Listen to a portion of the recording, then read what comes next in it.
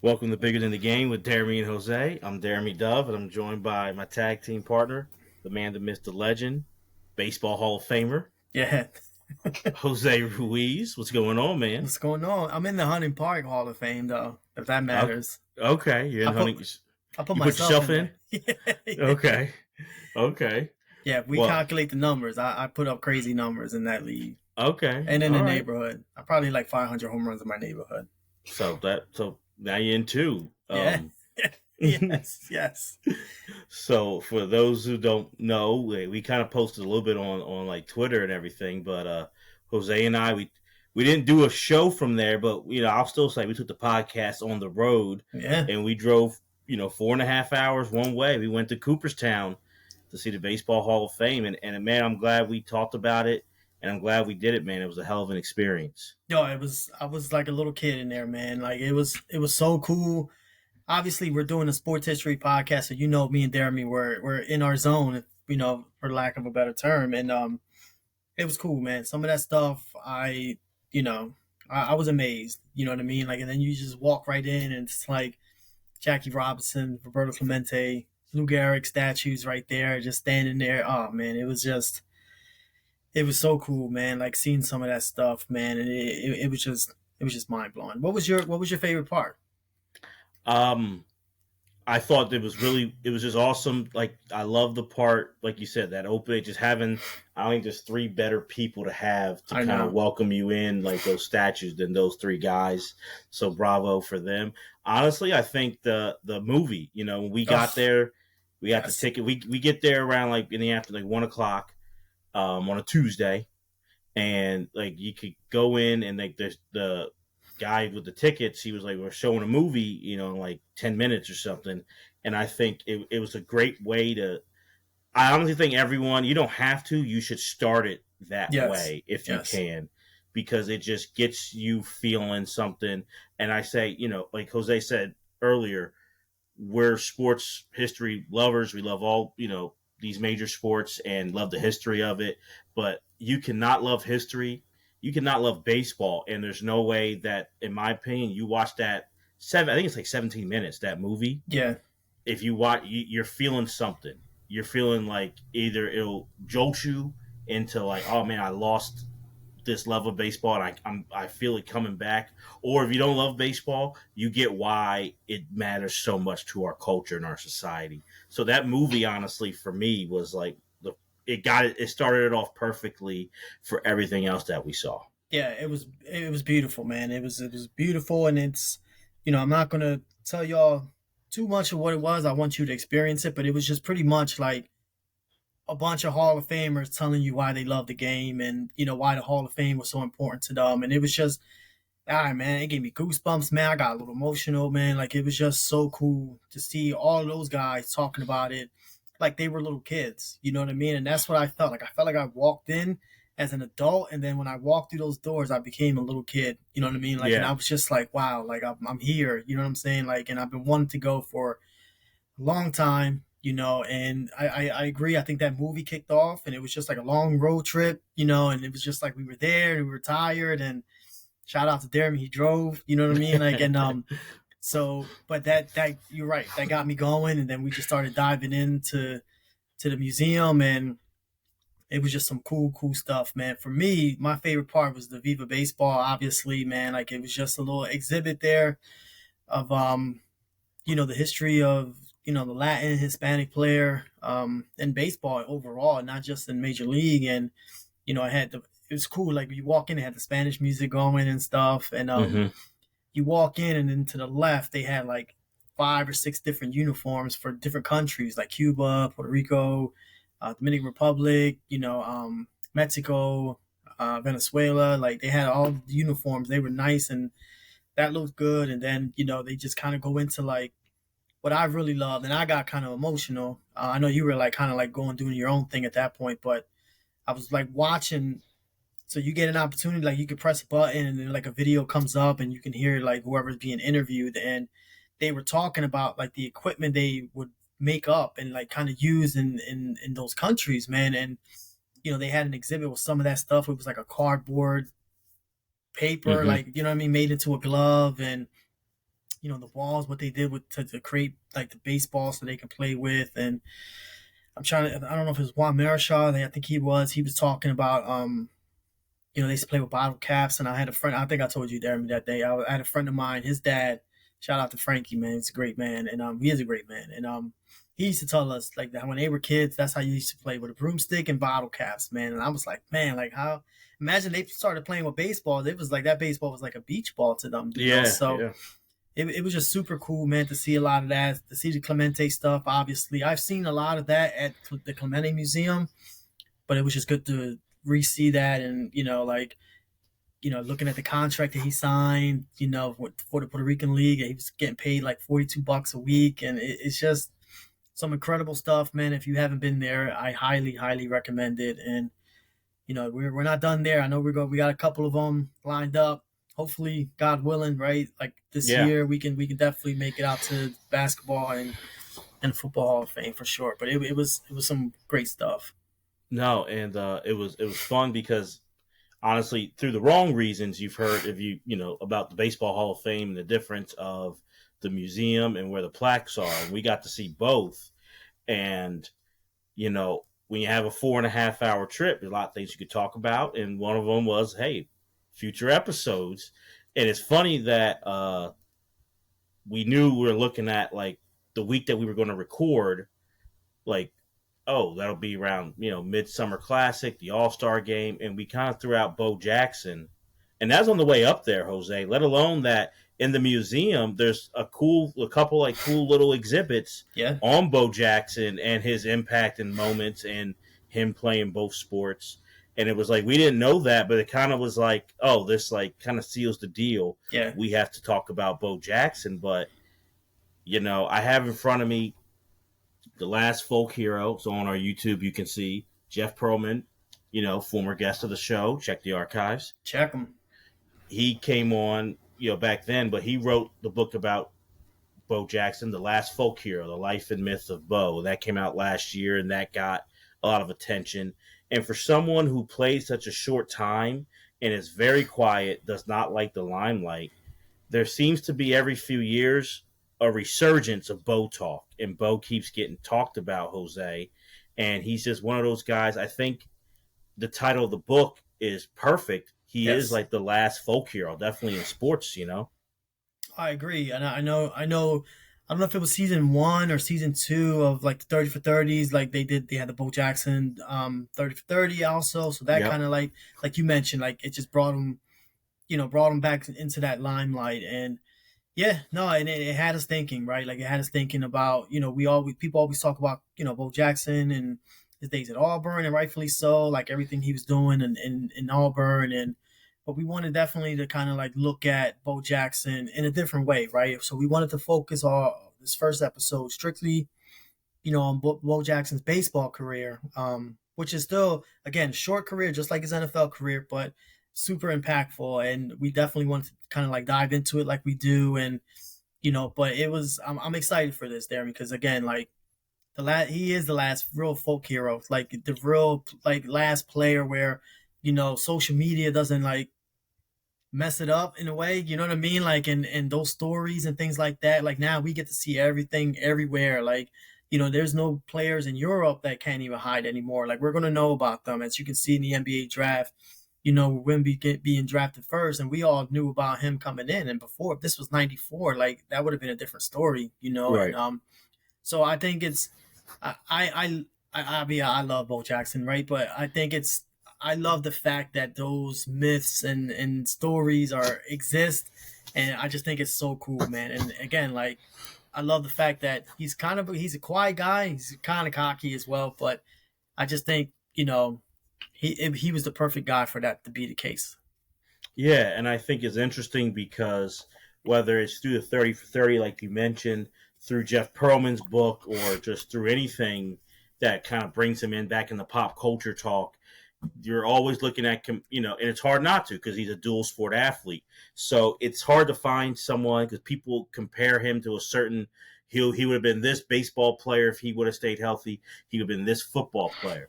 But I think it's hard to find anything. I know there's articles, a few articles, but we were talking about it of, hey, let's really one episode a two, so this will be a 2 episode thing on Bo, where like, what do we think Yeah. if he would have been healthy and focused on, or just healthy on baseball, or healthy slash focused on football? What do we think his career would have been?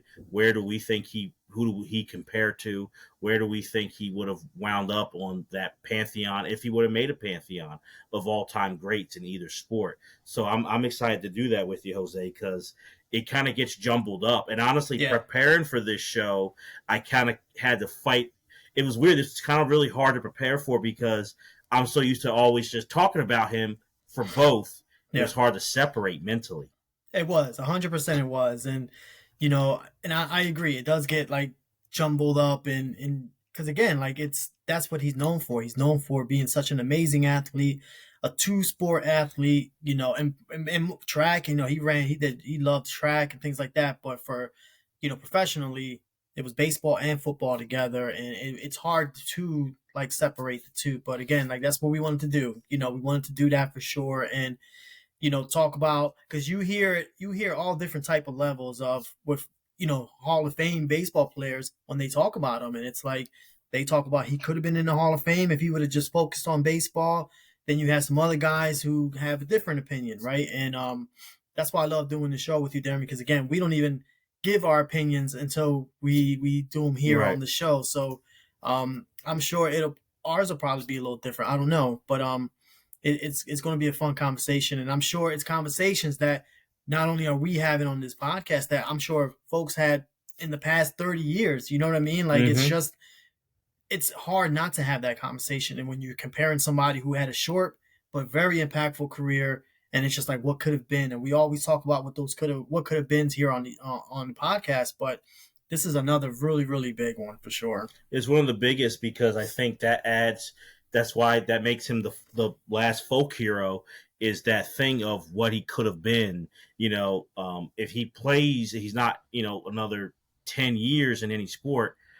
It's still impressive what he did. We've still a lot of the highlights, but we don't really. It's like there's not that folk lore to him. It's like we kind of this is what he was. We kind of know, Right. and there could still be some talks, but it would be different. But the fact that it was such a shooting star, and it really was 87 to early 91, and then he played a little bit longer in baseball. He was done in football after January of 91, but really 87 91, and he kind of like faded out of everyone's memory. And I wanted to ask you, since we're looking at it two parts, it's hard because we always, like we just said, Bo, you think of dual sport athlete, but when someone brings up Bo Jackson and you hear the name Bo wherever you are, and you have it in your mind, Jose, which highlights, what jumps out to you quicker? Is it football highlights or baseball highlights for you? For me, it's baseball. Like to be honest, and because again, for me, baseball was my like first love. Like, and still to this day, I love a great baseball game. You know what I mean? This past October, we did an episode on it. Check the archives, Check and them. it was just so amazing and so much fun. Like, there's nothing like playoff baseball. Now, I would say like NHL playoffs are amazing, and if you're in overtime and it's like Game 7, and there's nothing like that either. Don't get me wrong; like I can probably say that for each sport, but for me, it's baseball. And some of the stuff, because some of the things he's done playing football, like I've seen before, like you know what I mean, like, and it's just some of the stuff that he did playing baseball I have not seen before that. Obviously, I was a kid, but I have not seen after that, and we'll get into like some of our favorite highlights and things like that. But for me, baseball jumps out first. It's a short one. It's a short, like, it's like obviously baseball one and football two, but baseball for me jumps out. What about you, Darren? I agree. Baseball is number one for me, and I think you said it perfectly. It's just as freakish of an athlete as it goes on the football field. I've seen guys run over people. I've seen guys with great speed. Did they have Bo Jackson speed? Maybe not, but close to it. Some people, yeah. And football is a game filled with, not that baseball you have great athletes, like, but I was always told, people may disagree, growing up, like, baseball, if you're not the most athletic person, that's the sport you can focus on and still go the furthest. Like you Mm. could out of the four Well, yeah, majors, yeah. You don't have to run a 4.3 and and jump you out don't of the have to be six building. eight, Right, right, or have to skate. Like it's a skill. You have to be an athlete. right. But I mean, we've seen examples, and I mean, all but baseball, like of guys who don't look the greatest but are still having success and You aren't physical specimens. Yeah, you got to have good like hand-eye coordination though. Right. So it takes talent and skill, but that's the one you could focus on if you don't have the jump off the charts kind of athletic ability. Right. Baseball, you can still have a chance of going the furthest career wise. So I think for in a game, there's like you said, great hand eye, and there were great athletes. There was nothing close to what Bo Jackson did on the baseball diamond. So that's where it sticks out for me as well. Yeah, and it's just like routine stuff. You know what I mean? Like, there's plenty of highlights that where he chopper, you know what I'm saying, between first and second baseman catches it deep, deep in the infield, and he just beats it out. You know what I mean? Like, and it's just stuff like that, especially at that time, you were not seeing that. Like, you had fast guys, you had Cardinals had all the fastest guys in the world, Ozzie Smith and all those dudes like stealing 100 million bases a year.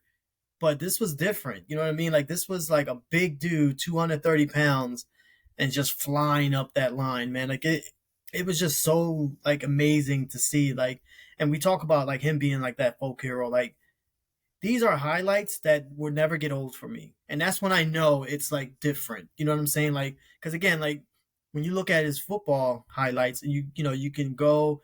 He goes off tackle in Seattle, takes it for 80 yards, right? Like I've seen a lot of guys do that. Now I haven't seen too many guys that big doing that, but I've seen guys take it to the house a bunch of times. You know what I mean? Like, but running up the like beating a routine grounder, it's you don't see that very often. When you see that, it jumps out at you. Yeah, that's his first career hit, a routine grounder to second base. Yep. And most guys are out by they're halfway down first baseline and they're already out. He beats it. And I will say this, Jose, why for me he's also the last folk hero, and what is impressive the most about Bo Jackson is there's nothing like seeing something in person, right? Like we can't take that away. But when I see other highlights in other sports of great Yes. athletes, the camera I still can I get it. I still can't. There's not a highlight you can show me in either sport where I'm like, oh, I see that 4-1 speed. Like it's still like it doesn't look like he's barely trying, and it's still I'm not like, oh man, like he's this little quick guy. It looks like I'm like, how did he do that? How he doesn't look like he should have beaten out that routine grounder to second and been safe, but he was. And it's like you watch it in slow motion, and it's like still like it's amazing, but yet I don't really fully like Jack But I don't believe what I just saw. Like, I don't believe it. It Yeah. doesn't equal. And 30 something years, 35 years later, 30 years later, it's still, when I watch these things, I'm like, I don't think I saw that right. Like, he, to this day, I believe it. I don't think I've ever seen a highlight where I'm like, yeah, that's 4-1 speed. Like, when I watch Tyreek Hill in football now, I see his speed. Yeah. I don't see Bo Jackson's speed, but I know it's there because he's leaving everyone in the dust or he's beating a routine grounder, but he beats the camera almost. Like it's insane. Yeah, and it's not even close. Like it's he's like easily safe. You know what I mean? Yeah. Like so that's just one aspect of like highlights that are easy for me to like just kind of like fall in love with. And we've both, and I'm sure whoever's listening has seen, if you're a baseball fan, like tremendous power hitters, right? Like I've seen Cecil Fielder hit one out of Detroit Stadium, like out of the park. Like we've all seen Mark McGuire and all these roid guys like hitting bombs right out of the ballparks, right? Like, but even him, like even Bo Jackson, like when he hit a bomb, like when he hit a home run, like it was like you can see the power now. You know what I mean? Like, and I think that's the difference there, where it's like you can in one play you can see the speed up the line and him stealing bases and whatever, runner going second to third or second to home, like. But when he caught one, you know what I mean? Like, and he's hitting straightaway center field home runs, 500-foot home runs. Like, that's also another thing, like, where you're like, wow, like, not only does this dude fast and, he can whatever, he has power, like, and it's like different power. You know what I'm saying? Like, where if he gets one, he's going to put it like a long way, and that's again like to me that's what makes him. It's a Bo Jackson level.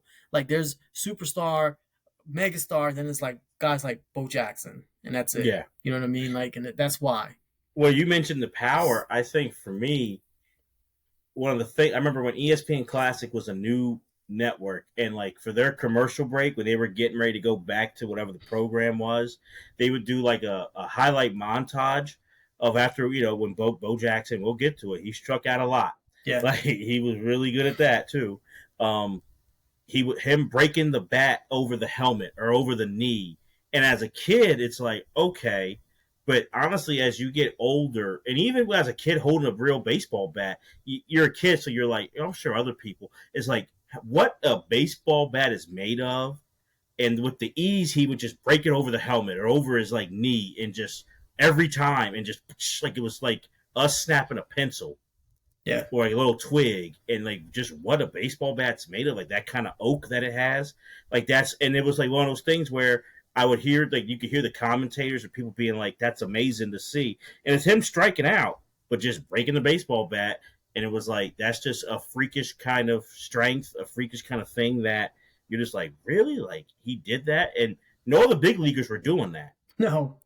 you Since. know, and since like routinely just breaking it, like just like and so even like with that, even the bad or the ordinary of him striking out, he made it extraordinary, like, and Right. that's what Bo Jackson, and we're keeping it just to baseball, but even there, we haven't seen anything like that in a sport that it's really hard. In my opinion, it's a great game, but it's hard because the game doesn't, unless you're a pitcher, the game kind of has to come to you sometimes. Yeah. So it's hard to be like a highlight guy all the time. But Bo wasn't, and he wasn't in every facet of the game. He just had you had to watch him, and that's something that you can't put an equation or anything on that. Some people just have that it factor where we have to watch them when they're on the screen, and for that short run in baseball, Bo Jackson had it. Absolutely. I don't know if you ever tried breaking a bat like that. I tried it and it's not going to work. Like, you know what I mean? Like, and he did it and just walked away like no problem. I tried to do it and it didn't happen and I was limping. You know Yeah, what I'm it saying? hurts. Like, Yeah. yeah, so it's impressive stuff. So, we've obviously talked about his speed. So I'll say this, right? Like 5'2" player is thrown around like a lot, right? There's a lot of great 5'2" players, right, that can run, that can throw, that can field, that can hit for average, hit for power. He definitely was that. You know what I'm saying? Like now the average thing people can look at, he didn't hit for a high average. He was more of a power hitter. But now if you look at, we talked about him running and his speed and running the bases and stuff like that, and we talked about his power, hitting moon shots right straight away center wherever he was at, and but then like for me as a guy who played in the outfield for a long time, and his arm, like it there's nobody I've ever seen like with a stronger arm than like Roberto Clemente highlights. Vlad Guerrero's up there for me. Mm-hmm. Larry Walker's up there for me. He had a cannon out there. Dave Winfield's up there. There's a few guys, you know what I'm saying? Like, but him and what he did out there in that outfield, man, like I don't know if I've seen that since. You know what I'm saying? Like, and the power of his arm, man. Like, and we'll get into it. Like, he can get you from everywhere in that field, man. And it's like, again, there's 5'2" players, and then it's just like it's different attributes. You know what I'm saying? Like, it's like when you edit a guy in a video game and you just bump him up to 99, everything, like to cheat a little bit. And he was that, man. Like, like I don't know where the weakness. I mean, we can get into the weaknesses, and he had them, but fielding wasn't many. Well, I think Bo he scouted as a 5 tool player for sure. Now, in his career, was he that? In my opinion, no. No. And could he have been it? Yeah, I think he could have, possibly.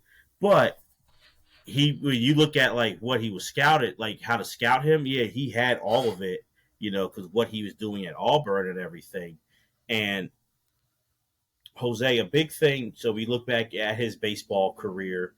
And I wanted to ask you this, and we didn't really talk about it, but the story about, because we know what Bo did at Auburn and how great of a player he was, and he had a lot of those mythical stories that for Bo they were happening his whole life. Yeah. So it was like growing up in Alabama, they would all the by the time he gets to Auburn, he's kind of like a walking legend in his own way because he just did freakish things that like, did you really see that? But George Steinbrenner and the Yankees were looking at him, and this is honestly before he even gets to Auburn. Yep. They wanted to draft him with a high draft pick, and George Steinbrenner sent a scout. And the story is crazy about the scout went to go see him. His coach was like, "Practice is done. No, no, no." And he's like, "I came. Steinbrenner sent me. I got to go see him hit." So Bo heard him and said, "I'll do it." And the coach like, "Fine, 2 pitches. The first one, boom, hits this line drive in the corner of like the batting cage, and it kind of like rumbles it, and it just collapses. And the scout's like, "That's all I need." So Yeah. Steinbrenner's ready to give him everything, but and this will come up for me at least in these next 2 episodes. To Bo and his family's credit, they grew up no money and they were stubborn and they had pride, and it was like his mom wanted him to go to Auburn, so she's like, I didn't need Steinbrenner's money then, I don't need it now, so he denied the Yankees. But my question to you is, what do you think it would have been like for Bo?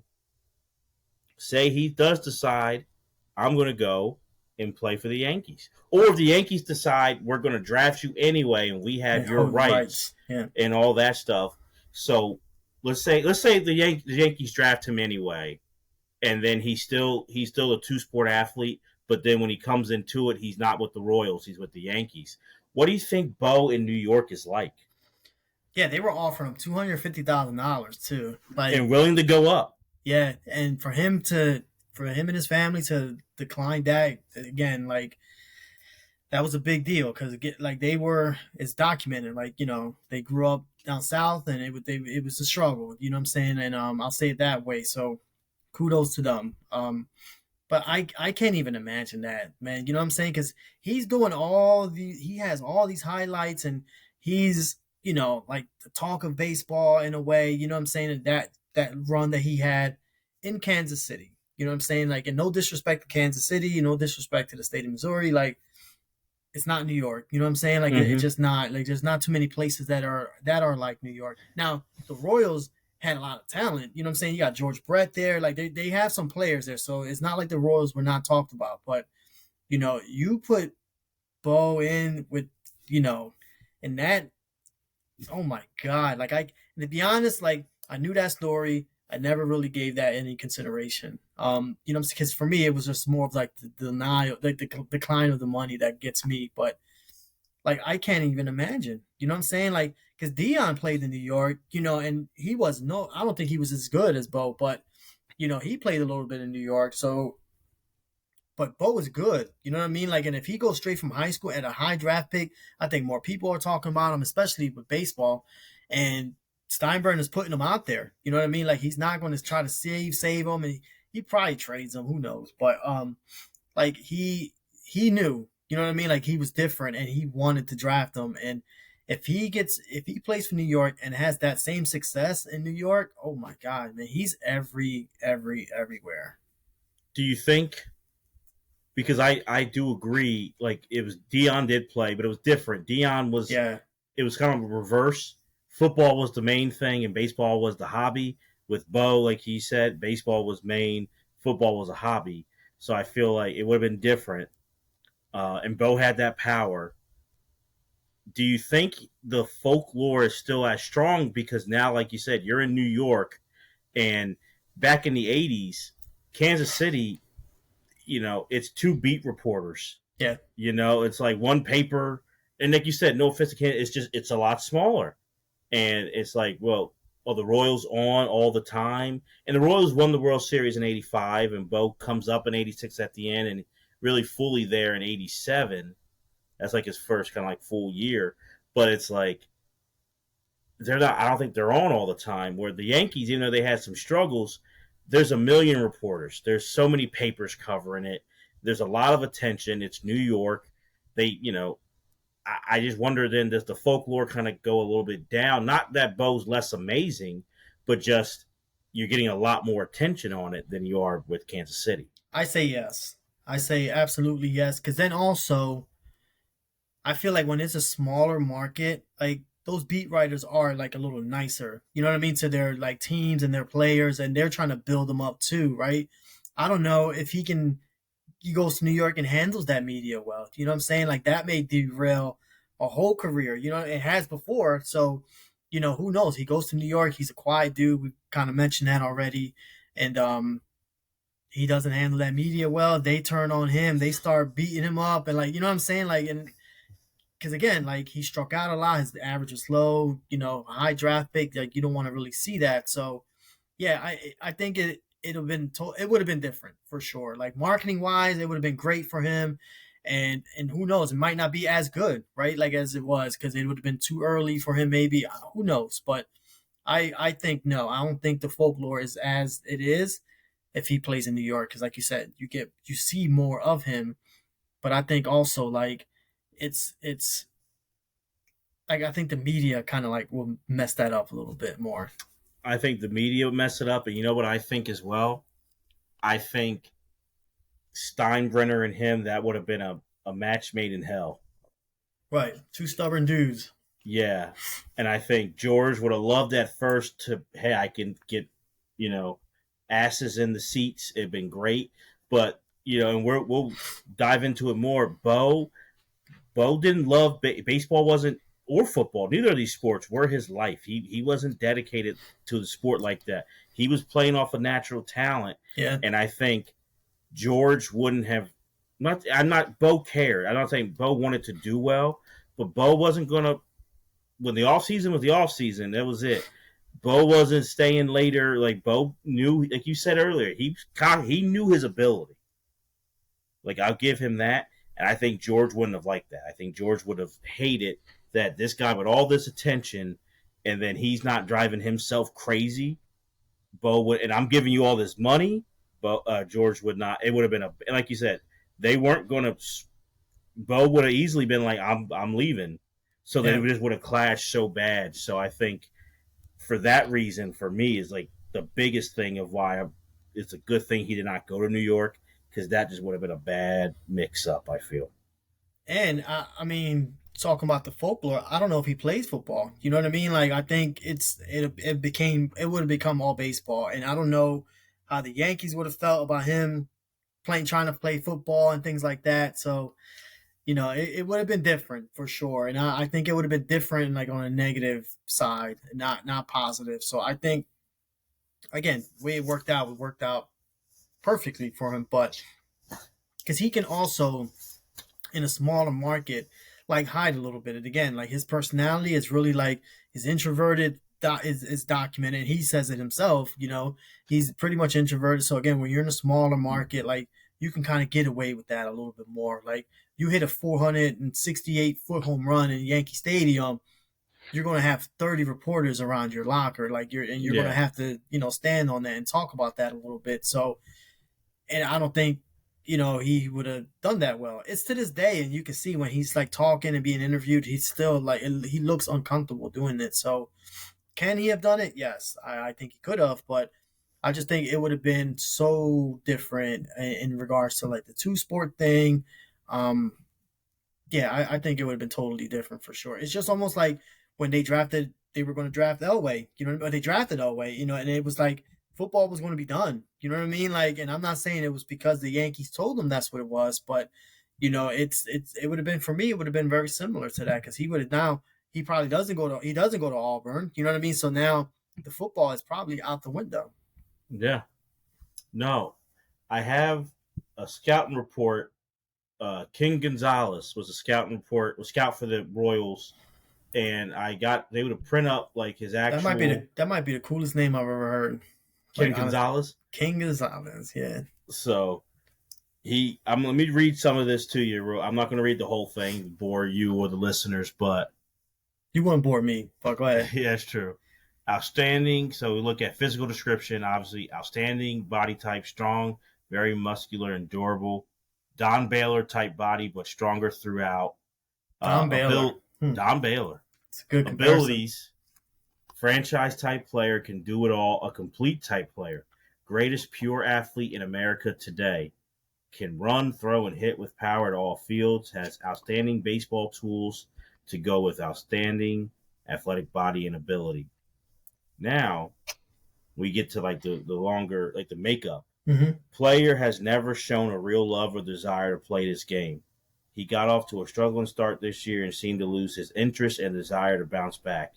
You got to have a hell of a package deal for this kid to meet his own demands, and you have no guarantee to how long he will hang in there on the minor league level. He is a real gamble. Good kid and introverted, doesn't say much, never has. His tools are easy to grade out, but his head and heart to play the game, it's what's hard to grade. A scout's dream to sign, but give me the kid with the big heart and desire to play this game with less tools. In my opinion, he's just too big a gamble to take for the first round. What a shame this kid was. I think that's spot on. You know what I mean? Like I think my man King Gonzalez was doing a really good job there because he laid it all out. You know what I'm saying? Like, and again, so I'll ask you this before I even move on. Like, to his comparison, like, would you rather have the guy with the big heart and the big, like, intensity, whatever you want to call it, less talented, or all the talent and maybe he's not all there? Like you said, Mr. Gonzalez, and this was in. I don't know if it was in the Baseball Hall of Fame. I don't know if we saw it or we could see a little bit. Maybe we get it a little bit. I don't remember. We were just there, but it was. I don't know if there's ever been, and there probably has, but a scouting report that nails it on every single level. Like from the ability that obviously the body type is kind of easy, but the ability and then what's inside and he predicts what happens. And for me, and we're just doing baseball, but that will be the mainstay. He didn't have it. He didn't have the heart. He didn't have it. Was a hobby. And the thing is, as a person, that's fine because I think Bo Jackson's life has turned out. He's happy with it. He's fulfilled. Yeah, like right. He's totally fine. So I want everyone to hear, like, Jose, like, there's nothing. I'm not saying there's something wrong with that. Like, if you don't love it, you don't love it. Like, right. You can't force that. But I agree. Give me the guy who does love it because I do believe, even as someone as talent, we're talking about Bo Jackson, the most talented athlete, arguably, we've seen, one of the most in the 20th century, right? There's so many breaks. There's so many things you have to do that to put you over to that next level that, we've been saying it recently.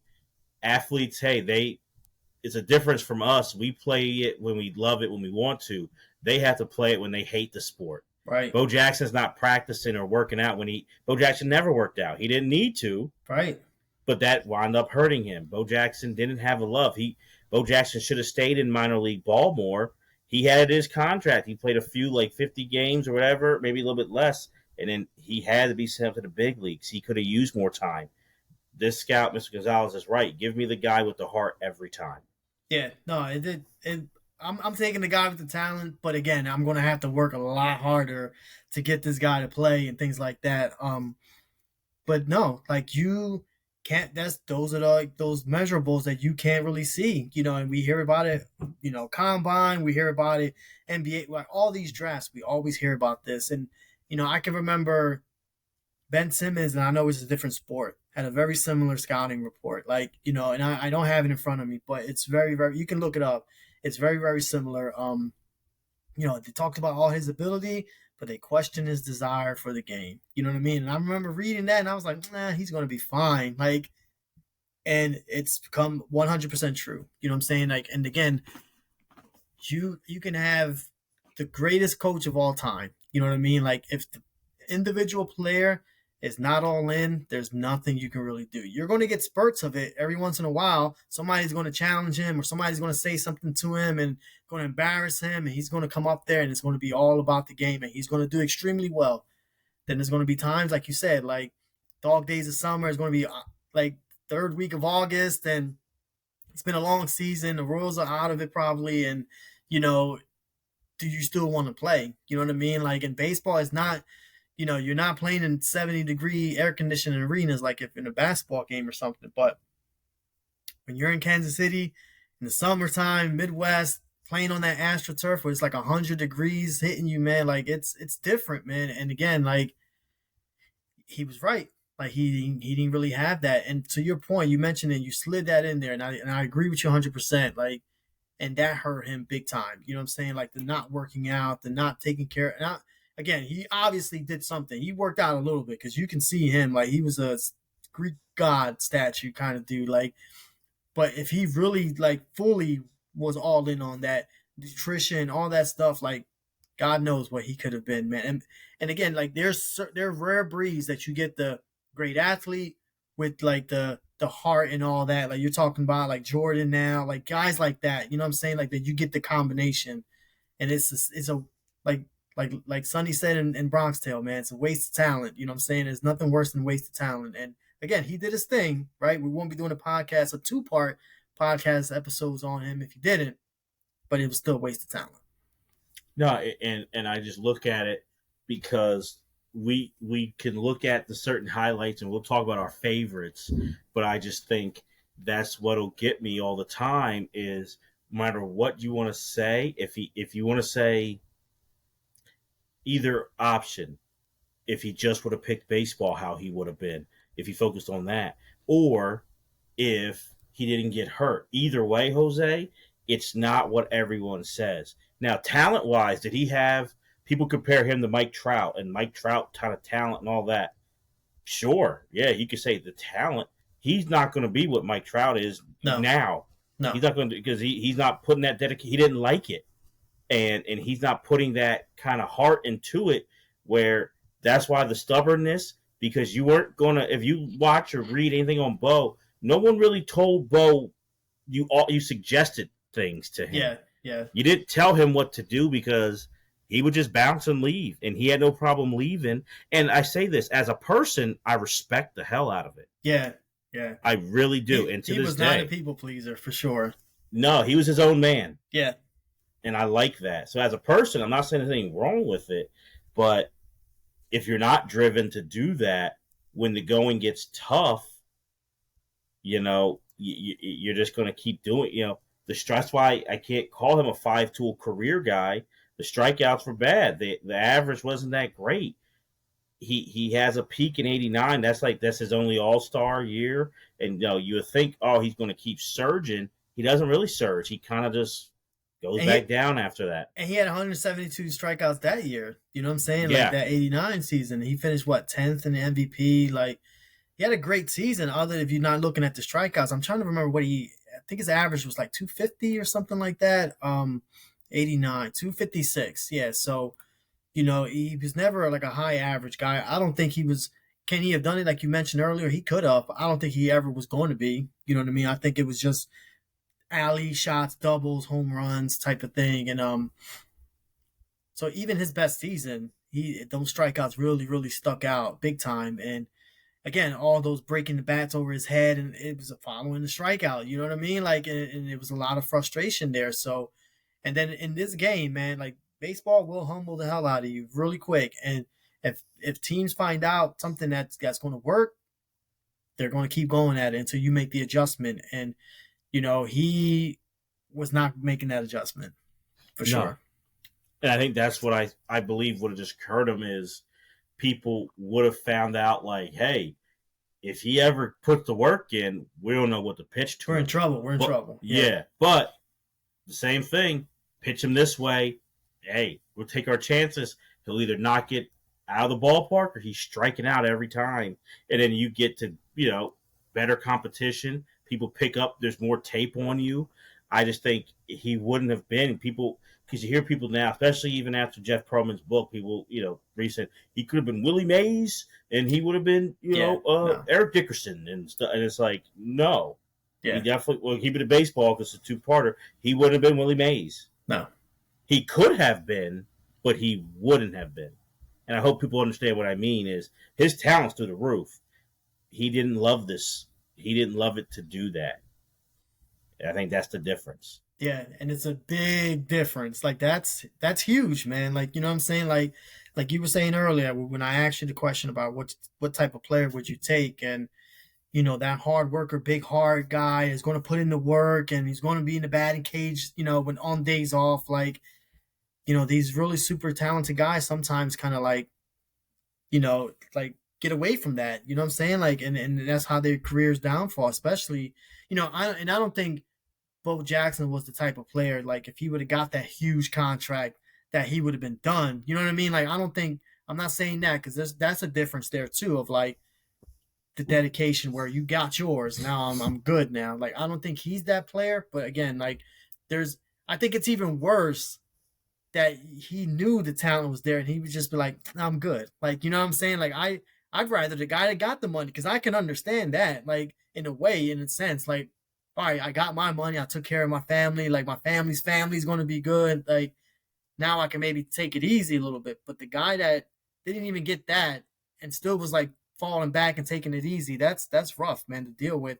As a teammate, I can't even imagine how frustrating having a guy like this good, but also like not as dedicated can be extremely frustrating. It incests, and I'm glad it's a great. Hey, you lit it perfectly. The Royals. That's why they did a fourth round pick because they were like, hey, Yeah. it can't screw us over if he doesn't. But the Royals did not want him to play football, but it kind of they had no choice. Bo wanted to do it. It was in his contract, that if he wanted to play, that he kind of forced that hand.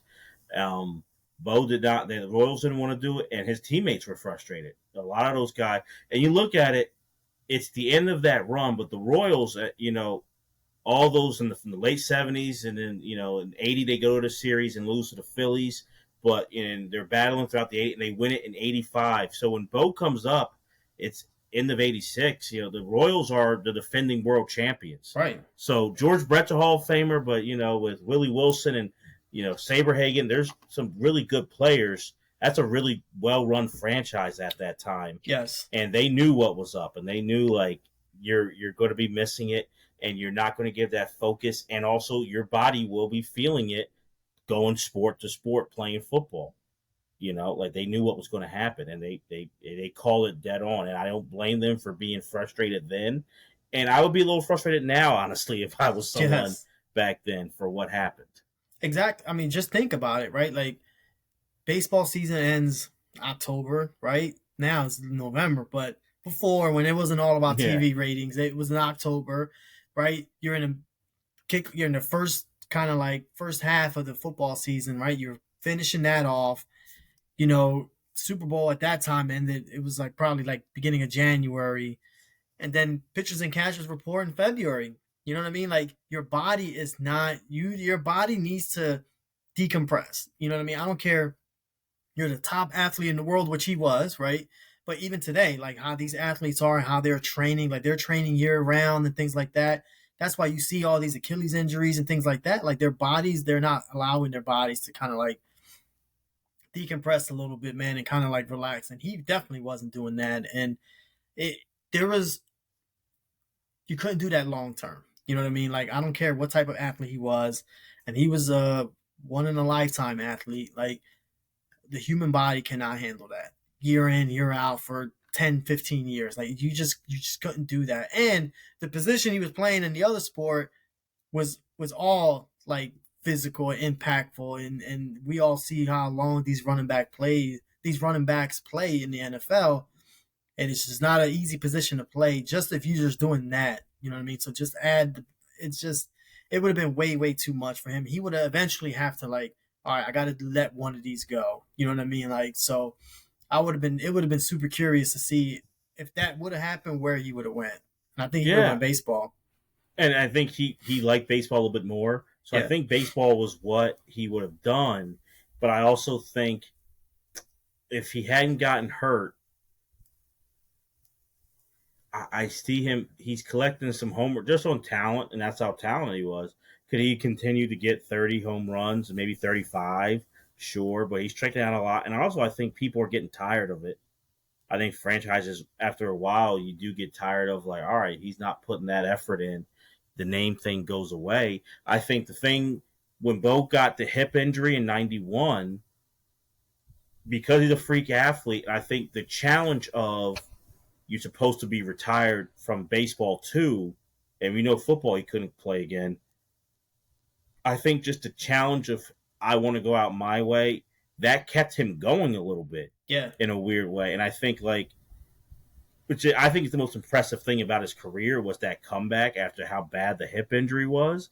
But I think that's what you almost had to do. He almost had to have these little challenges to keep him going. And I think you take away the injury, what is that challenge? Like he's a mega star. From '89 and '90, you can make a case he's up there. I put him with Michael Jordan and Mike Tyson as like the most famous athlete in America at absolutely. that time for a 2 year stretch. So Nike's paying him big. He's already out there. He doesn't have that passion for it. So I think I don't think a World Series ring did he want to win? Yeah, I don't think that was driving him though. Yeah. I don't think records were driving him or MVPs. I just think what would have been that motivation to try to come back and put that effort in. Right, because in football, he was never going to get like an MVP or Russian title. He would have had to have an amazing like 8 to 10 games. You know what I mean? Like Yeah, to get something like that, because he's already missing at minimum 4 games. Missing, let's just say all September, he's missing. At least. And if the Royals are in the playoffs, then that's even that. Now you're bleeding into October. So, record wise, like I don't know how many records he's breaking, unless it's like again like some Barry Sanders type of like rushing 100 yards for 10 straight weeks or whatever it was. Um, so that's that. And I think even in baseball, like again his skill set. I don't even know if he was hitting 35 home runs a year after that. You know what I mean? After moving forward from where like 91. You know what I mean? Like I don't know if that's even happening because again, like the Royals, we were mentioning how like in the late 70s, early 80s, they were really good. They were about to like go straight downhill after this little run here because we all know growing up, the Royals were trash. You know what I mean? Like when for I a was long growing time. up, yeah, for a long, long time. And you talked about how well the organization was run, and it didn't look like that for a very long time. So now he's not winning. You know what I mean? Like so, because he wasn't going to be that big of an impact to put them over the top. Like they were a bad team, and so now you add that into it. So if he's not winning, he's not, he may say he does hit 30, 35 home runs, like he was not. He's saying it himself. He was not like a big stat guy. Like I don't. There is no motivation there. You know what I'm saying? Like, and if he's already getting, like you say, he's getting paid by Nike. He probably would have got a big contract in baseball. Like, it would have been really tough for him to be self motivated to continue to play both sports. And I don't know if he's going to do that. I think what I feel, Bo needed to do two sports to keep himself interested. Okay. I think he needed something like that. Now he, like you said, Like he that could ultra not. challenge. Like that's like the biggest challenge. He knew he didn't. You have a combination of he knew how freaking he knew his raw talent, and he knew he Yes. could just go out there Just ask him and do great stuff. You can ask Bo. Bo will tell you. So, like in you the said, third Bo. person. In the third person. Yes, yes. Bo bragged about not lifting. Bo don't lift. Bo bragged about not. He did. His thing was he got done baseball, took like a week off, and then he just stretched. No training camp, nothing, and would go out there and run, which is amazing. That is amazing. It is amazing, but I think that's what he needed. I think if he picked one sport, I think he would have been bored, Yeah. and I think he wouldn't have liked it. Bo didn't want to go to training camp. Bo Who would have hated does? that. Yeah, exactly. Who does? And even those vets, remember like LaDainian Tomlinson, like he sat for like a while.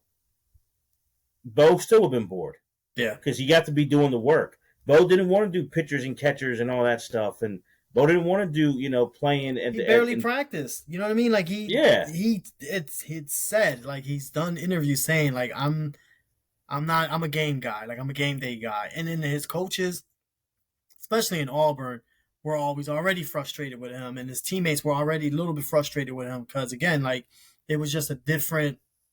And again, I get you treat the superstars differently. I get it, like, but practice, man, like that's an important thing, man. And again, like he was game day ready all the time, right? But when you look at other guys who are important to the team too, and looking at this dude like he's not even practicing, like why? Like the shit that's different. I think like the practice piece is a little different. You know what I mean? Like if you show up late or that's okay. Like, but you gotta practice, man. Like, and he just didn't like it.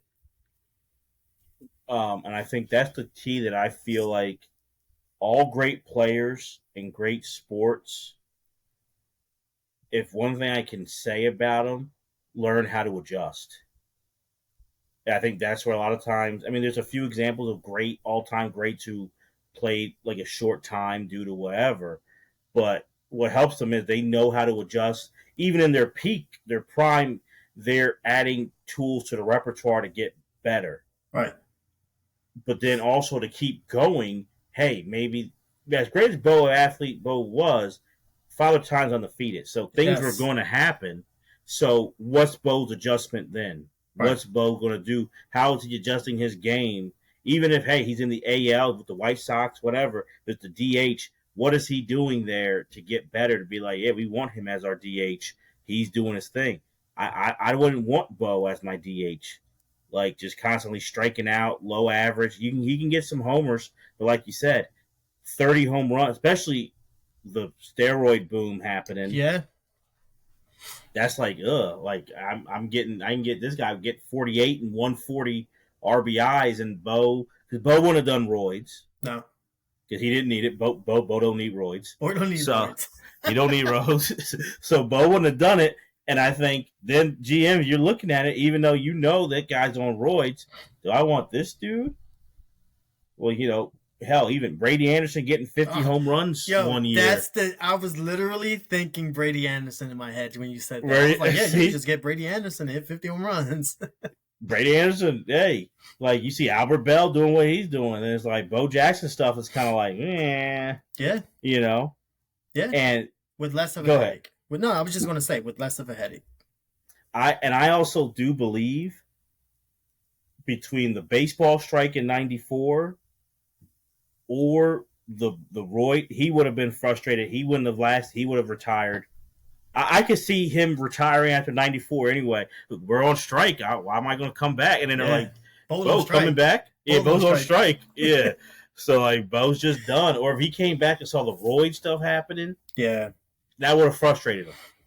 yeah. No, I agree, man. Like I think people, and I've seen like George Brett being interviewed and things like that. He would have been a Hall of Famer if he would have stuck to baseball. And I don't know. You know what I mean? Like I really don't know unless like we talked during our production meeting, right? Like, um, unless he hits 520 home runs, which I don't know if he was doing. You know what I mean? Like to be honest, like he was a power hitter.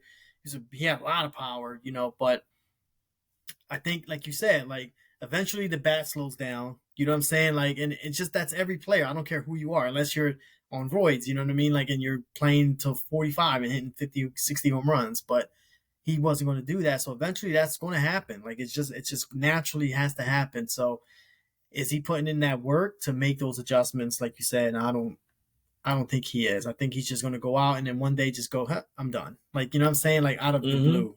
So I And don't I know. think that's where I feel a lot of people overlook it. And I think what these episodes for me kind of the underlying thing is for there's two of them. It is talent versus that work, or the talented person versus the less talented but the hard worker, and also how do we define what a great athlete is?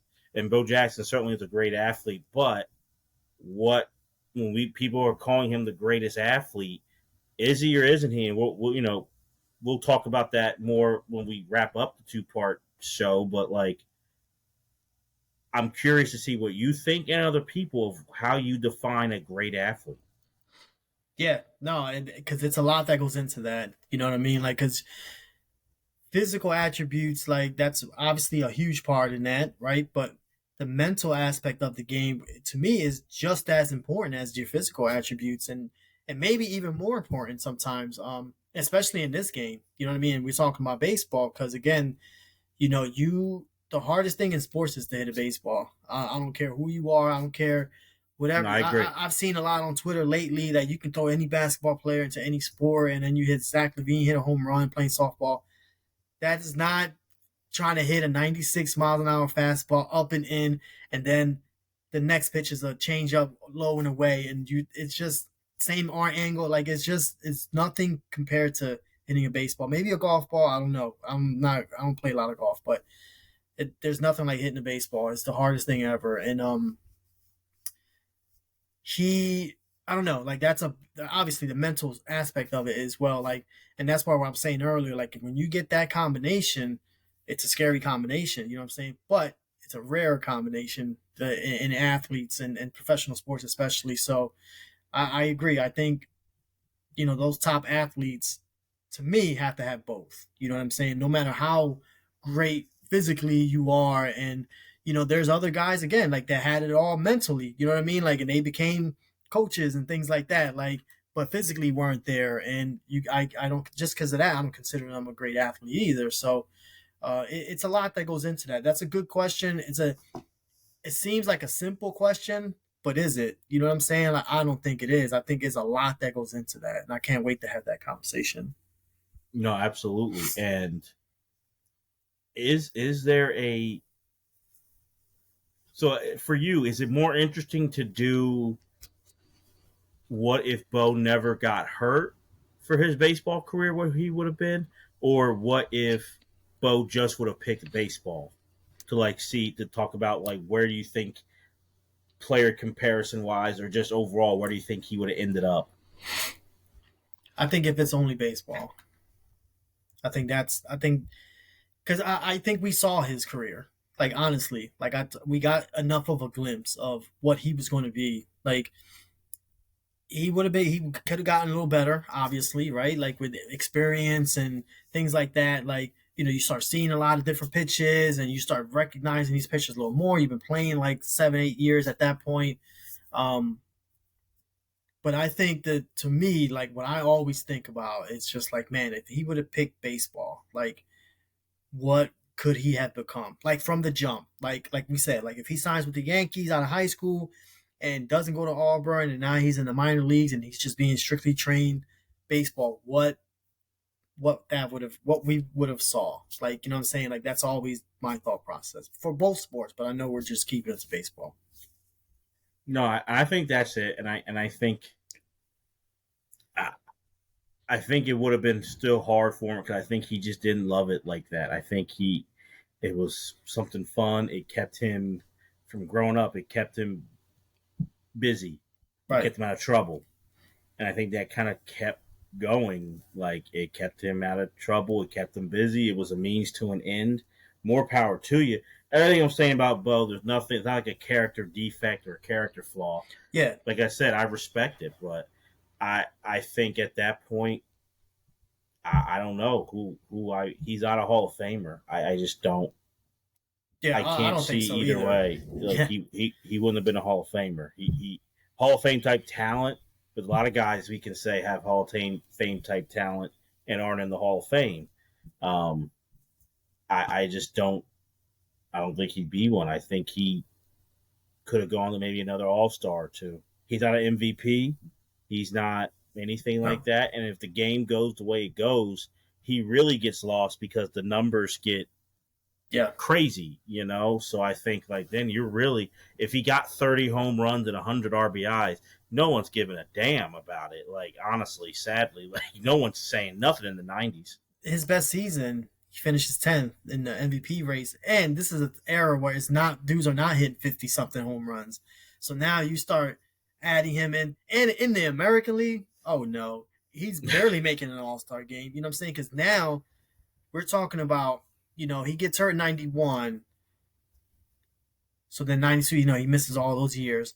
But now you're jumping in with Griffey. You're jumping in with Manny Ramirez. You're jumping into Kenny Lofton. Like, and I'm not like these are all like perennial all stars. Like, sees year in and year out. You know what I'm saying? Like, he's not cracking that. Like, maybe once in a while, if he's like he gets that dedication and he's like all in and he has a shitty season and that like motivates him to come back and to have a great season and he hits 44 home runs or something like that, a buck 20 RBI. But again, like, and if you even look at it, does he do that in Kansas City? I don't know because who else is there with him? You know what I'm saying? So now Now he has no protection behind him, so why even pitch to him if he's doing that much damage at that point? Like it's there's so much that can go into this, and it's just like, yeah, I don't agree. And the crazy part is like so many people do, and I'm not saying they're wrong, but and I think you're with me on this. Like you are with me. I know you are. It's like, yeah, like he would have been a great player, a very good player, but nowhere he's nowhere near sniffing the Hall of Fame to me, like at all. If he even if he just stays playing baseball, no football, like I don't see it. I just don't. No, he's looking like Dave Kingman. Ooh, that's a good Honestly, comparison. Yeah. like he's looking like a Dave Kingman, and I mean, not as much of an asshole, but like he's Yeah. looking like Dave Kingman in a way. Like you look at the guys you named earlier who could field and had it. Like Bo's not coming anywhere near what Clemente did, what Vlad Guerrero did, what Hell Larry no. Walker did, because those were 5 tool players in the big leagues. Like and had dedicated. Bo did not have that, so it's just and people may disagree, but I think if you really dive into it and look at it, I think Bo. I honestly do think it's a shame that he got hurt. I don't think we would have gotten much more. I think, yeah, we would have seen some of the similar stats. It would have been stat collecting, so his totals would be a little bit higher. But I don't think we're getting much more. I really don't. So does that injury add to like the folklore? Like, you know what For I'm saying? sure. Like, because again, like what our generation really didn't see him play live. Like, I don't remember.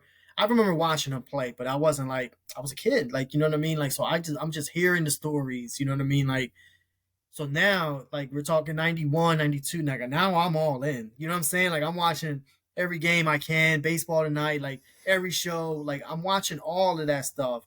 And if I'm seeing him hit 240, 26 home runs, 78 RBI, like to me that's not impressive. Like, you know what I'm saying? Like you got guys like I'm just trying to like I don't even know. Like, you know what I'm saying? You got a lot that's average. That's like an average baseball player to me and maybe a little above average, but so I think that starts to like really fizzle him out. You know what I mean? Like in that greatness. Now you have a generation coming in who doesn't think he's a great athlete at all. You know what I mean? Because again, they're watching him kind of like struggle towards the end of his career. And then a lot of fans, what they remember is the end, not how you came in and things like that. So I definitely think I don't want to say the injury helped him out because that's very unfortunate, but it definitely helped him when it comes to like how we perceive him like moving forward because what I remember is the amazing athlete freak injury and he came back and it's just like all right he couldn't play, you know what I mean? So I'm still the memories, it's like anything else, like you always go to the good memories, right? Like, you know what I'm saying? Like, and that's what I go with him and especially with baseball. So I agree, I do think the injury kind of like almost helps his career in a way. Bo Jackson is the only one who has this. We can look at in all different types of genres in different fields. Bo Jackson, the only one who has this, who it's a living situation. He's alive and all that. I can look at like music. We look at like a Kurt Cobain, a Jimi Hendrix. Yeah. All these people who died young and Tupac. We did an episode on Tupac. How much that so adds to the folklore that we misremember things. Yeah. We get things wrong for good and for bad, whatever the case may be. We leave things out. And even though the people themselves are, it's documented, they had a plan to do something different. Oh, no, they would have done all these things that, like, I mean, maybe, but we don't know. JFK, what could the 60s have been? JFK died. Bo Jackson, I think, I don't know of anyone else who has that folklore and it has lived such a long time after. So Yeah. he's alive to see it. He stays quiet. And I don't think none of this is his own ego thing. That's who Bo is. So he's not adding to, like, I want to be quiet so then the lore will grow. Bo just lives his life to his credit. But I think, I don't know of anyone else who has that where the what if is so strong and it adds to the folklore and it's not sadly with a death related kind of a thing. It's an injury, but it's not, it stinks, but it's not death. And so it really just adds to it, and people talk, and people, I think the last folk hero is right, because we Yeah. misremember, or we look at things that aren't. We can have the stats in front of us, and yes, his talent pops off the pages, but it's like, you see what's going on, you see what he's doing. There's no way you can say he would be a Willie Mays, and you're hitting, let me see, you're getting 246, 256, 235. Like, but you're Yeah. going to be Mays or Hank Yeah. Aaron or whatever. Like, you're not. Maybe it's Willie Mays Hayes from from the movie Yeah, Major that's League. cold. That's cold. No, He can yeah. run like him. He can run like him. He can run. That's the comparison. They were both fast. But That was a great character. I don't care. But oh yeah, yeah. But no, I'm and the thing is I think what people look at is like you said, like the talent, like the highlights, and they just don't know like about the other stuff. And that's what we're here to do. Like we're not here to shit on Bo Jackson. We're both big fans of Bo Jackson. I think Bo Jackson is amazing, amazing athlete and just really fun to watch, things like that. But there's a little more than just highlights. You know what I'm saying? And again, that's why the name of the show is bigger than the game, right? Because there's more than that. Like we have to dig in a little bit, and that's what we definitely wanted to do. Again, we're not trying to like drag them through the mud, but we want to give you all the information so that way you can make a better kind of like observation of yourself on his career and what could have been, right? Like, because that can be two different things. What could have been like without the injury and, whatever else happens after that. But for me, what could have been was, man, if this dude was dedicated, right? And even like 20% more dedicated, right? Like, and just put all his time and effort and into even one of these sports, like what could that career have been, right? Because the talent was Willie Mays, right? The talent was Mike Trout, like the talent was all these guys like that, Mickey Mantle, like all these top notch guys that we think about. But the dedication was, Jose Canseco, like what I'm saying, like yeah. guys like that, where they weren't all fully in, and we saw the peaks real quick, and then that was it. Like it's just, it's a shame for real. And to also back up what you said, I think he should be praised for doing it his way Right. and doing it how he wanted to do it. I think he should be praised for a big part. We give credit, rightfully so. The movie Air just came out, and how Michael Jordan, I think it's true, he is the GOAT. If you want to argue about basketball, whoever, fine. When it comes to the GOAT for athlete marketing and being like, now, hey, your brand, you can't argue who the GOAT is for that. Yeah. That's Michael Jeffrey Jordan. A big person to kind of add to that gets left, Bo Jackson was that. Oh Michael and yes. Bo in that time, you got to give Bo a lot of credit to, hey, the modern athlete where we see you everywhere, everything in your brand. Michael and Bo at a time when that still wasn't a thing. Michael started it. He's the GOAT, but right up there needs to be Bo Jackson. Now, he didn't last long, but for a 2 year stretch, he's just as popular as MJ, and he's everywhere, and you can't avoid Bo Jackson. And it was And Bo very close. knows. It was very close. You know what I'm saying? Like for like those 2 3 years, that 2 3 year stretch, it was very very close, man. Like I can remember walking into sneaker stores and you seeing that Bo Jackson poster with him with no shirt on, with the pads on, with the baseball bat, Yeah. like awesome poster, right? Or the other one where he's like his arms are crossed and it's just he's in the Royals uniform. It's like his sneakers were just as popular, even maybe more popular for a stretch there than any Jordans that were out at that time. Like he was there. You know what I'm saying? Like there's not too many players or athletes that touch that rare air, let's just say, right? Like in that marketing and like like the performance and things like that. Like there wasn't too many people. He did it. I'll give him that. He did it for a couple years there, and it was a fun to watch for sure. Like it was pretty cool. Like what Nike did with him when it came to marketing and things like that. So I agree. I think he was for a stretch there. He was neck and neck with MJ. And I think Nike would have still had it. But the facts show when you have Michael and Bo, that's when Nike overtook Reebok. Nike Yes. became the kings. So do I think they would have gotten there anyway? I do. But you can't avoid the facts are the facts. Bo Jackson helped make Nike what it is today. It was a big part of that. Yes, absolutely, absolutely. Because Jordan, they started with Jordan a little earlier, right? And again, if you haven't seen the Air movie, check it out. It's a good movie. But if you listen to this podcast, you probably know that story already. But again, it started with Jordan, and then that little stretch there with Bo Jackson, boom, and they took off, man. I don't care who it is. I remember having the Bo Jacksons and the black ones with the 34 in the back, like. It was just he was the man, you know what I'm saying? Like for a little bit there, and it's a shame.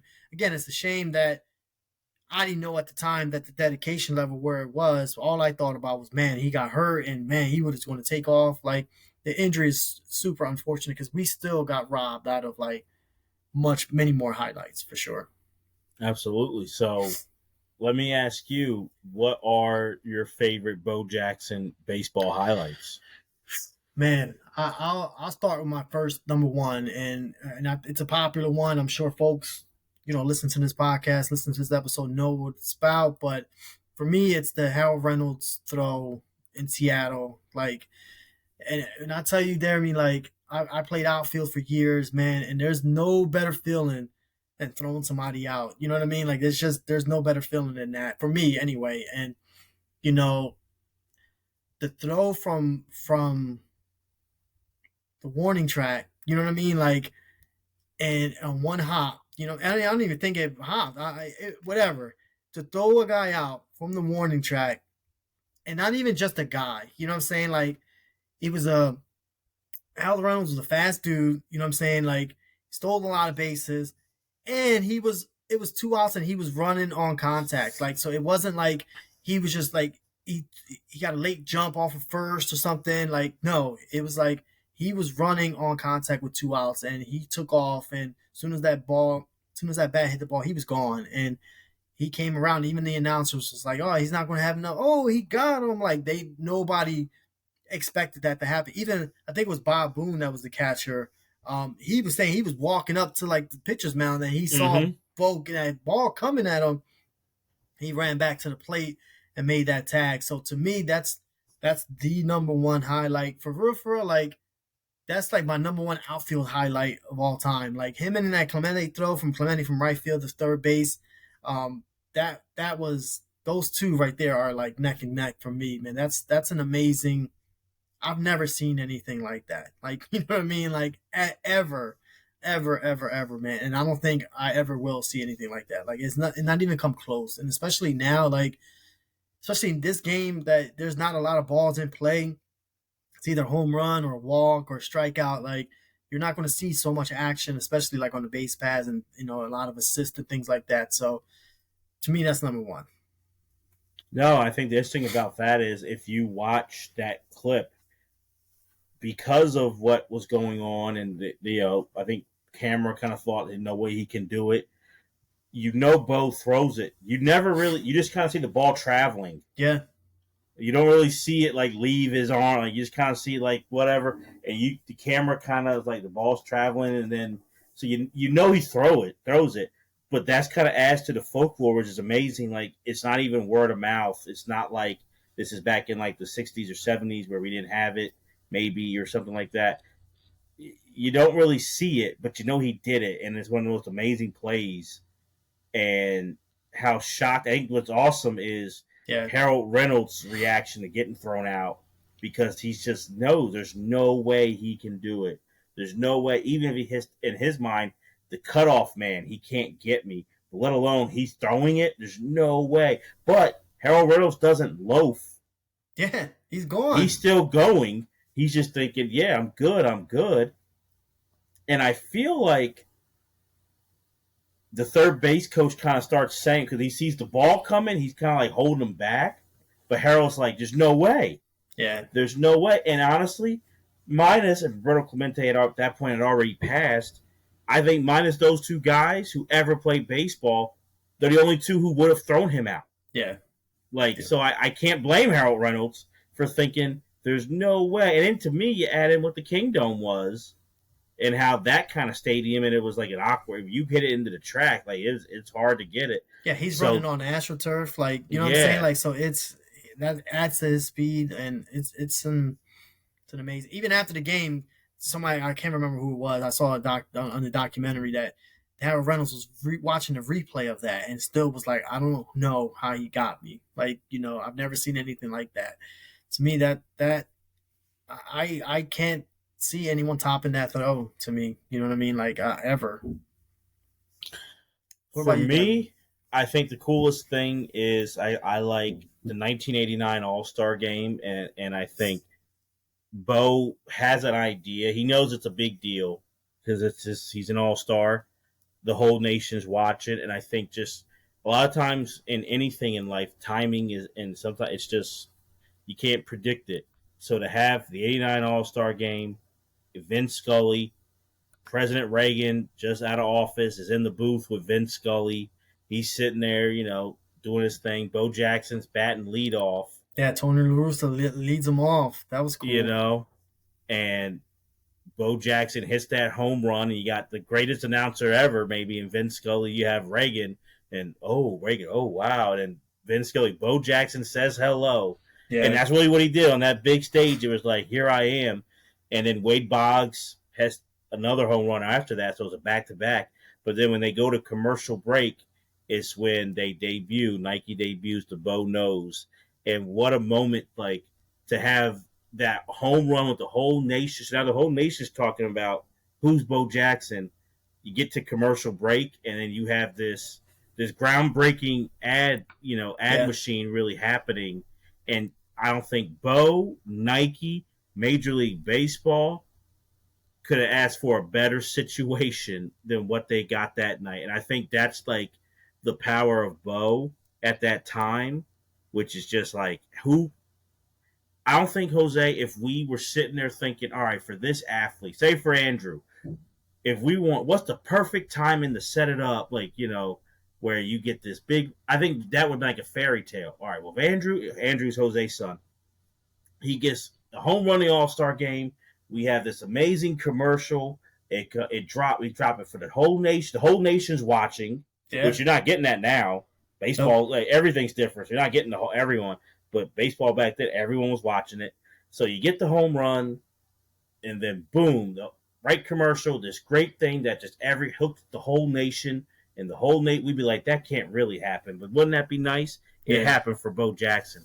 So I think that's just to me the coolest thing because that right there kind of connects to like why we still talk about him all these years later. Yeah, and it wasn't just like a home run. You know what I'm saying? Like center field, that I can't remember where they were playing at. I think it's Wrigley. It was Wrigley, yes.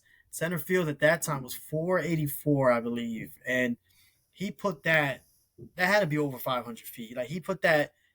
They had like a tarp out in center field and stuff. Like he put that halfway up there. Like it was a bomb. You know what I mean? Like, and they always say like if you hit a ball straight away center, you got it in the sweet spot, man. And he definitely did, man. And he's the MVP of that game. So that's the thing. Like it wasn't he hit a home run, yes. And to even to like to add to like your analogy, right? Like, if you can script it, like if you can script it, like even if you say, all right, he hit a home run, if it just like it just gets over the fence and it's like, a little shot to left field or whatever, he pulls no, like he hit a absolute bomb. Like if he pulls that, that's going upper deck, like type of stuff. And it's just there's certain guys that just I don't want to call it luck, but like it is luck in a way, that things just line up for them perfectly. And at this time in his life and this time in his career, it was that lined up for him perfectly. You know what I mean? Yeah, Like, and that was happening a lot for him at this time. So good for him though, man. But that's a good one. That's definitely a memorable time.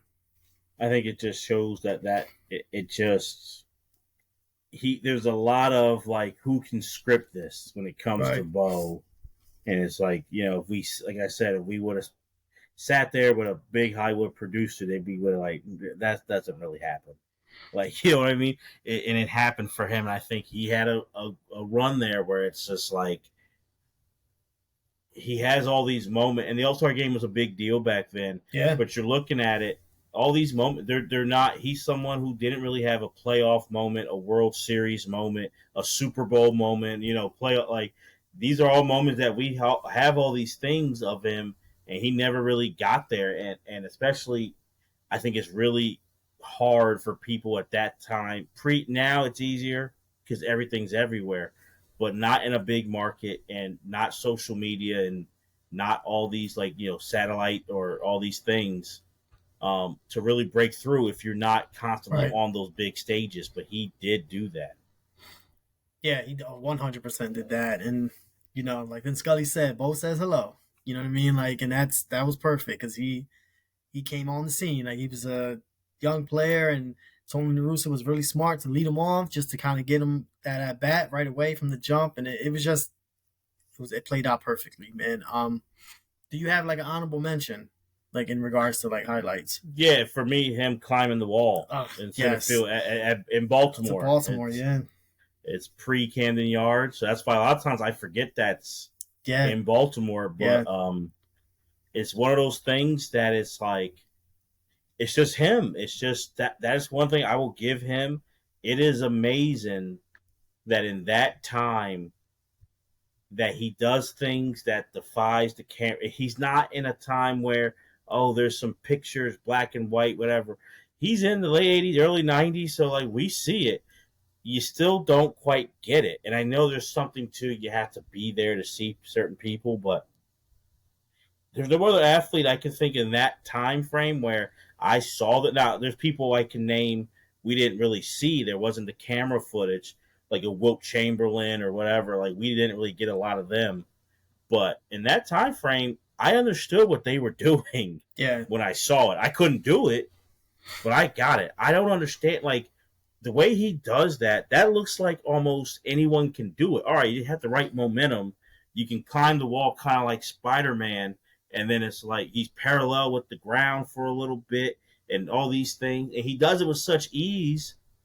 I always heard that's the sign of like real like yeah, ability or talent when you make it look so easy that other people think, oh, I can just go do it, but they really can't. That's what a lot of Bo Jackson's athletic highlights are. They make you think like, well, I guess a lot of people can go do that, but like yeah, only Bo. yeah. That's my other one too. Like, I'll be honest. Like, it's a great catch. He stole a double off somebody, and then that momentum just he just climbed that wall, man. It was just it's freaky like stuff, man. Like, like superhuman stuff that he was doing. And again, like you said, like it looks easy.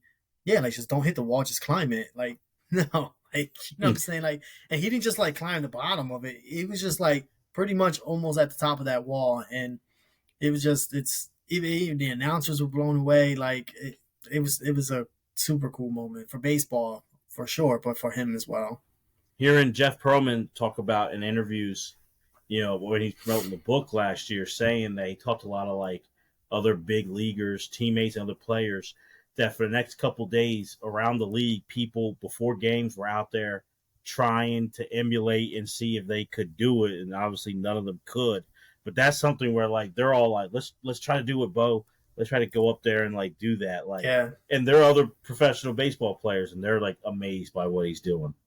yeah, it's crazy, man. Some of the stuff that he did, and what like how we looked at him. You know what I mean? Like again, like we're not here to tell you Bo wasn't great. We're not here to tell you all the stuff. Like we're just giving you our honest opinions. But there's some of the stuff that you got to be like, wow, like you know what I mean? Like there's nothing that you can really say or minimize. It's just like wow, like it's just amazing stuff, man. And he has highlights of that for sure.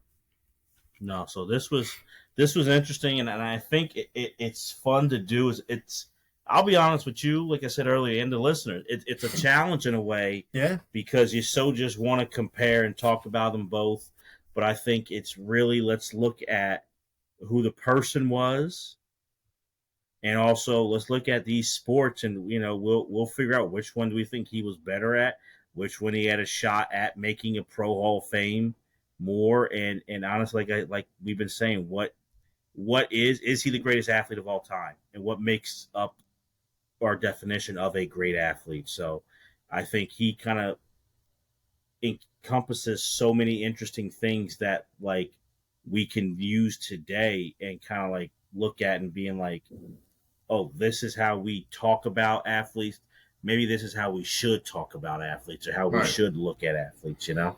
Yeah, no, that's going to be, again, that's going to be such an interesting conversation. And again, normally we drop episodes bi-weekly, but this is something that we wanted to do right back to back. So join us next week for sure, man. And we talk, for our part two of this Bo Jackson mini documentary that we're doing, you know what I mean? Like a mini series that we're doing that, we're diving into now. Next week, we're diving into his football career and, where we think he ranks there and, comparisons to who and, what he could have done if the injury doesn't happen. So that's going to be a very interesting conversation because I feel like Deremy, we may think about baseball, but a lot of people think football. You know what I'm saying? Yeah. Like, so I think there's going to be a lot to dive into that. So, I'm looking forward to that conversation as well. Again, like two big fans of Bo Jackson, but we're going to keep it real with you. We're going to let you know what we think, and again, like we did here for the baseball episode. Next week we got some more stuff for you. No, I tell you, when I was in sixth grade, had a big book report to do. I had Dick Shap, Bo Knows Bo, which, who has a popular autobiography right in their heyday? That came out like in 1990. Yeah, But one of the books that the late great Dick Shap is known for, he helped on that. But I did a book report on Bo Jackson. I maybe I could find it. I don't know. I have a Bo Jackson throwback with the Raiders. Like that was maybe that actually no, it wasn't maybe. It was the first throwback jersey I ever bought. So like Jose said, and not to be a broken record, but to be honest, love Bo Jackson. Always will have a love for him, but there's also we need to be real about the people we love, these heroes. And I think when we tell the truth, people may look at it and, like you said, Jose, they think you're bashing. I think it honors the person more when you give a realistic approach or a realistic view of the person's career or life than we just try to make a folklore fully and it's not looking at the real human being. right. And I just think what Bo Jackson did is what we all dream about. You know what I mean? Like, yeah, we all want to be professional athletes, but we want to be, we want to play football, baseball, like whatever our favorite sports are. And I just think it's hard for a lot of people to separate that, like that love of like, oh my God, like look what he did. And it's just like, yeah, that was great, but it could have been even better. You know what I'm saying? Like, and again, he robbed himself out of that, and he robbed a lot of his fans out of even greater things. You know what I mean? If that we can even imagine that, but that was the case. So this was fun, man. Like I had a great time doing this, and yeah, let us know what y'all think. All the listeners, please, man. You can find us at Twitter at Bigger Game Pod and on Instagram at Bigger Game Pod. We're dropping this for our YouTube watchers as well, so you can see us on YouTube at Bigger Than the Game with Deremy and Jose. Let us know what you think. Let us know if you think baseball was the number one. Let us know where you would have ranked him in that era of outfielders with the Kirby Puckett's and Canseco's and Ricky Henderson's and all those outfielders. Like, let us know where you would have ranked Bo Jackson. We'd be more than happy to write you back and have that conversation. Absolutely. So, for the man, the myth, the legend, the Hall of Famer, Jose Mr. knows. Jose. Jose knows. Yep, Jose knows. Jose knows podcast. So, I'm Deremy Dove. Thank you guys for listening and watching Bigger Than the Game with Deremy and Jose. Peace.